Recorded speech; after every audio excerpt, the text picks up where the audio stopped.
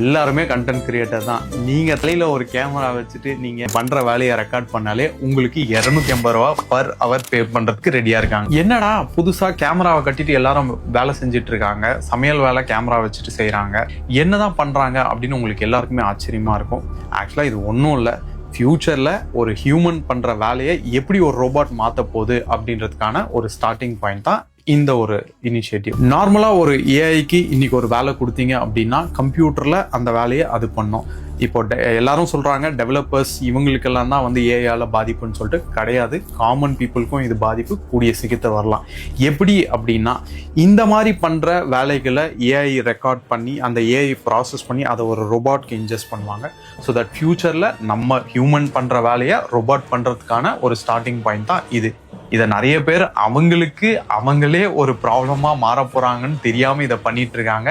இது எல்லாமே data collection. ஃபியூச்சர்ல ரோபோட் ஹியூமனாய்ட் மனுஷங்க பண்ற வேலையை பண்ண போகுது.